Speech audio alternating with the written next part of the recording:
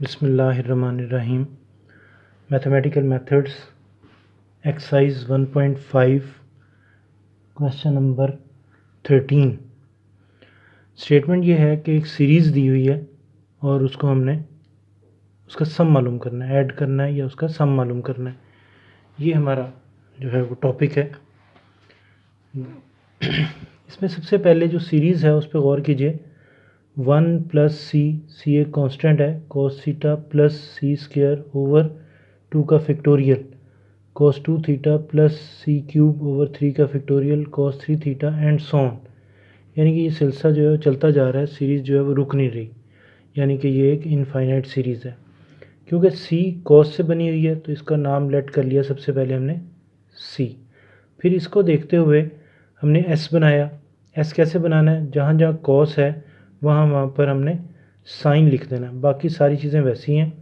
पहली टर्म जो है उसके अंदर क्योंकि cos इन्वॉल्व नहीं हो रहा, इसलिए हमने वहाँ पे साइन, क्योंकि सीरीज़ बना रहे हैं तो उसमें हमने वो ये 1 जो है वो नहीं लिखना। आगे भी इसकी रीज़न समझ आ जाएगी कि इसमें 1 क्यों नहीं लिखा।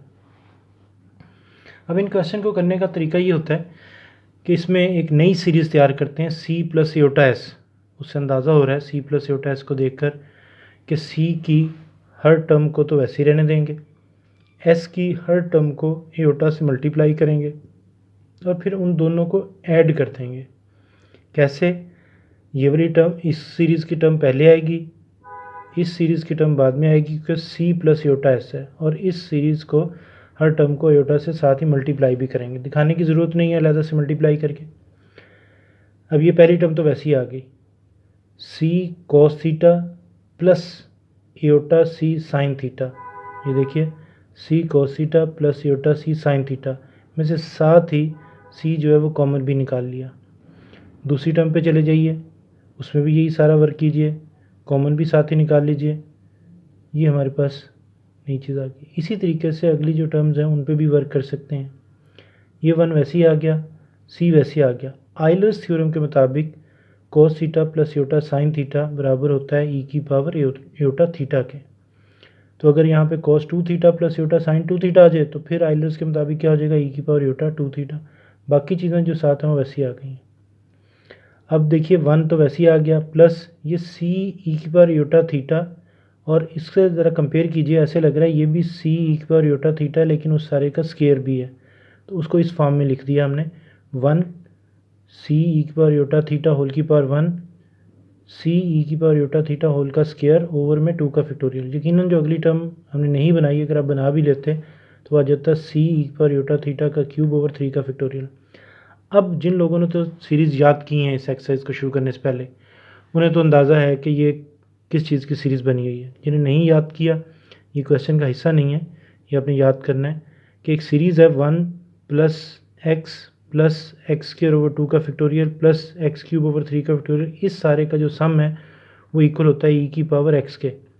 अब यहाँ देखिए 1 प्लस एक्स की जगह पे सी ई की पावर एयोटा थीटा की पावर 1 एक्स की पावर 1, फिर एक्स की जगह जिसने ले रखी है वही यहाँ पर है, उसका स्क्वायर है और 2 का फैक्टोरियल। यानी कि इससे कंपेयर किया तो ऐसे लग रहा है कि ये सीरीज़ ओपन हुई हुई है किसकी, ई की।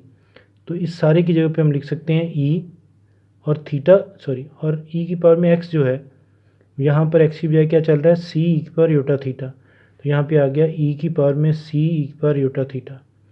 तो यहाँ तक अगर देखें तो क्वेश्चन को अगर 3 हिस्सों में हम तकसीम कर लें तो यहाँ पर ये अगर मतलब फर्ज करें 9 नंबर का क्वेश्चन है ये, तो इसमें से 3 नंबर यहाँ तक मिल जाते हैं, फिर 3 नंबर यहाँ तक होते हैं और फिर 3 मार्क्स जो हैं वो यहाँ तक होते हैं। इस तरह 9 नंबर को हम डिवाइड कर लेते हैं और जितना क्वेश्चन ठीक होता है उतने ही मार्क्स जो हैं वो मिल जाते हैं।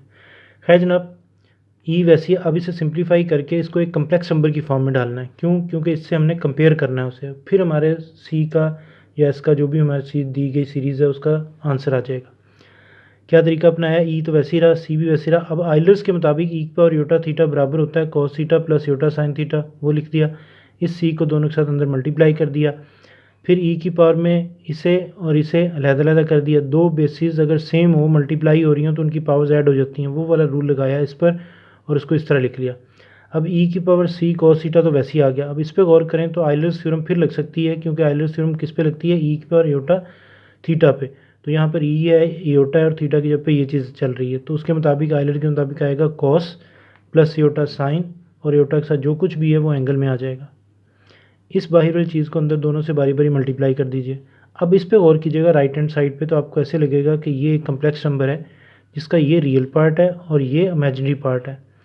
अगर मैं कहूँ कि इक्वेट कर लें रियल पार्ट को और इमेजिनरी पार्ट को, तो सी का जवाब ये आ जाएगा और एस का जवाब ये आ जाएगा। अब देखना है कि हमें सी का आंसर चाहिए या एस का। तो देखिए दी गई सीरीज़ का नाम जो है वो सी रखा हुआ है, तो इसका मतलब है हमें सी का आंसर चाहिए। तो यहाँ पे सिर्फ हमने लिखा है इक्वेटिंग रियल पार्ट, और अगर यही सीरीज़ उसने साइन वाली दी होती तो फिर हम यहाँ पे क्या लिखते, इक्वेटिंग इमेजिनरी पार्ट।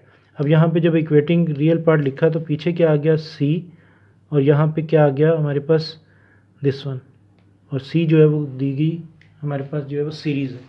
इस तरह ये आंसर आया।